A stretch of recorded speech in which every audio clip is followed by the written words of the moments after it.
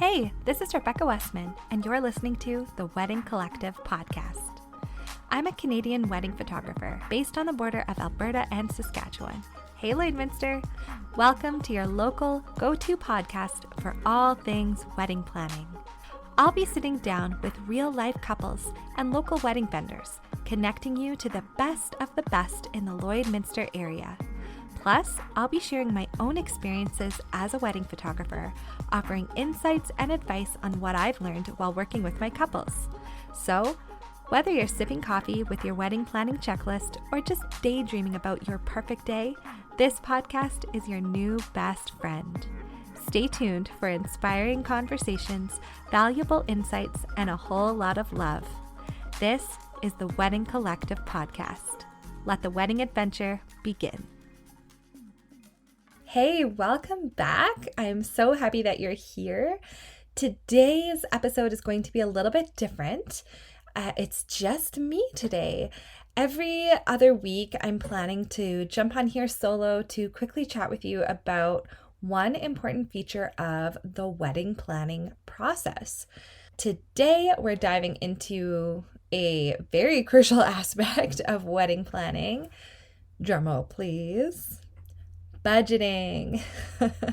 It's not always the most fun topic ever, but it's definitely crucial. So, whether you're dreaming of a small, intimate ceremony or running away and doing a mountaintop elopement or throwing the biggest, most luxurious wedding bash ever, understanding how to create a realistic wedding budget is essential. So hopefully I can help you get on the right track today.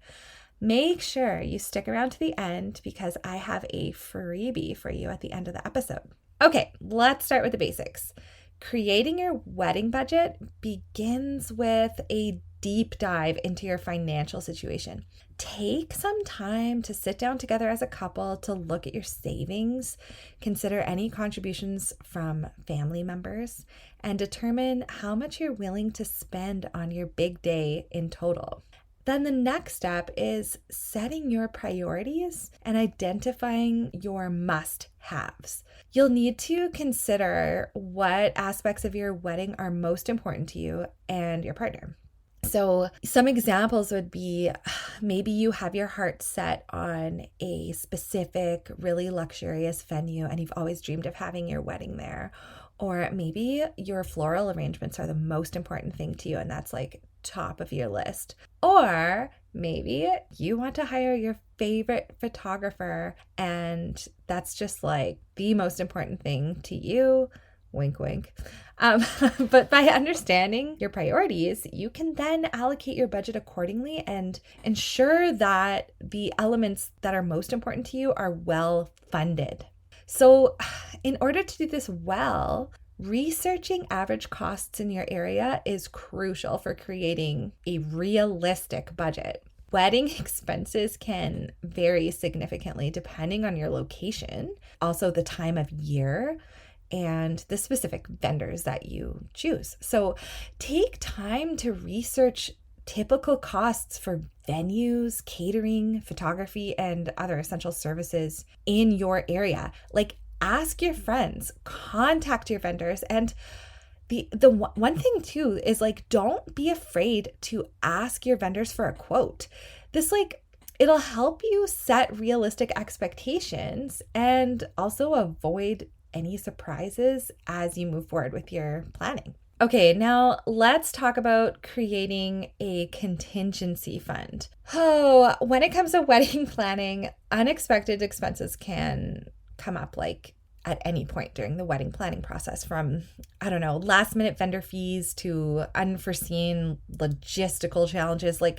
By setting aside a contingency fund, you'll have the financial flexibility to handle any unexpected costs that may pop up without derailing your entire budget. So, to add to that, you may also decide to bump up some of your packages as you get closer to your wedding day. I've actually had this happen where I've been at a wedding and for one reason or another, things kind of got running behind and there were still some really important moments that the couple wanted captured. and my time was technically about to be up. Now, to be honest, I'm usually very flexible with this kind of thing, and I don't mind staying a little bit later. I usually show up a little bit earlier as well, because I don't mind giving that little extra to my couples that like I've worked so closely with over the past year. However, there are some cases like this one wedding where it was likely that I would need to stay another 2 hours. And so this was something I had already discussed with my couple in advance. And I talked to all my couples about this, is that like, if a situation like this arises, this is my hourly rate for just adding on a couple hours. And I ended up just bumping them up to the next package, I think. But anyway, like what I'm trying to say is that if you at the last minute decide to, for instance, ask your photographer to stick around for a couple more hours, make sure that you are aware of what their hourly rate is. And then that goes back to the importance of having a contingency fund. This fund will help you, or will give you the flexibility to entertain these types of situations. And I mean, that's just one example of the photography, right? I'm a wedding photographer, so I'm probably going to relate a lot more to the photography side of things, and have a lot more of those types of examples, but it can be anything. Along the same lines, negotiating with vendors is a really good skill to have, like for any couples out there. So, you know what? Before you ghost your vendor, please don't do that. Don't be afraid to discuss pricing. Ask for discounts. Explore different packages that vendors may be offering. Like many vendors are willing to work with couples to accommodate their budgets and create custom packages to meet your needs. Like, remember, it never hurts to ask, and you may be surprised by the savings you can uncover through negotiating. So if your heart is set on a specific vendor, you can at least try to see what they can do for you within your budget. But another piece of advice I would give that I'm sure every vendor would agree with is if you are kind of price shopping, or say you've reached out to a vendor you really love and they end up just being way out of your budget and there's no way you can possibly make it work, or maybe they're not one of your must-haves and not necessarily one of your priorities, then don't leave them hanging if you go in a different direction. Just like send them the quickest little email and be like, thank you so much for all the info and for your time, but like we decided to go in a different direction. And you know, most vendors are not going to be offended, but they would love to know so that they can move on and make sure that date is open. And I don't know, just don't leave them hanging. That's just one tip, and it's kind of like a courteous thing to do. Okay, so moving on. Tracking your expenses and making budget adjustments are like, they're critical steps in the wedding planning process. Like as you move forward with your planning, be sure to keep careful track of all of your expenses and, you know, sit down together and regularly review your budget to ensure that you are staying on track. Consider using a spreadsheet, or there are some really good budgeting apps out there that can help you keep organized and make informed decisions about where you can allocate your funds. One other thing you can do is find some DIY cost savings strategies. It can be like doing DIY projects can be a really fun and creative way to stretch your wedding budget a little bit further. So whether that is handmade decorations or, you know, little homemade favors, they can be so cute. There are countless ways to add a personal touch to your wedding while saving money in the process. So get creative and enlist the help of friends and family to bring all your DIY ideas and projects to life. Like this is where, okay, this is really important because this is also where I see a lot of couples either thrive or become super overwhelmed. Like one piece of advice I would give is that, you know, wedding planning doesn't have to be a lonely process. Like your people want to support you. So reach out to your loved ones and see what they would be willing to help you out with. You don't have to do every last thing all by yourself. So I would say more often than not, your friends and family are going to be more than happy to lend a hand. So definitely ask for help. Okay, let's talk about managing unexpected expenses. things happen. When planning your wedding, you should definitely expect the unexpected. And you know what? Challenges may arise, but with careful planning and resourcefulness, you can overcome them with grace and flexibility without blowing your budget. Like, stay calm, explore alternative solutions, and don't hesitate to reach out to your support network and your vendors for assistance. Ask for help. Again, same kind of thing. Okay, so let's talk about a couple tips and tricks. I have some personal experience with this from when me and my husband got married, and then I've seen lots of couples go through this process now. And so there's a couple of things I've picked up on that I'd love to share with you. Honestly, there are endless tips and tricks out there for keeping your costs down when planning your wedding, so that you can allocate your funds to the aspects of your day that are most important to you. Like, you've already set those priorities and those must-haves. So keep an open mind and be willing to think outside the box as you explore different options. Some examples may be choosing off-peak wedding dates. Some vendors are going to have slow season rates, especially your venues. So definitely consider that as, to choose an off-peak wedding date. And the other positive to that is most of your vendors are going to be free. They're not as busy, and it's less likely that they're already booked for a date in the slow season. So that's one way that you could potentially save a little bit. You can explore some unconventional venues, or, get married on your own property. A lot of people out in the Lloydminster area get married out at the farm, stuff like that. So definitely think of some of those more unconventional venues. Okay, this is an idea that I had because this is actually what I did. You can buy a secondhand wedding dress. Guys, there are so many out there. When my husband and I got married, we were really young. I was 22 and he was 23. And, he was still in school and I was teaching dance. And, it's not like we had this massive amount set aside for our wedding. And so we kept things really simple. And one place where I saved a ton of money was my wedding dress. I actually wore my cousin's dress.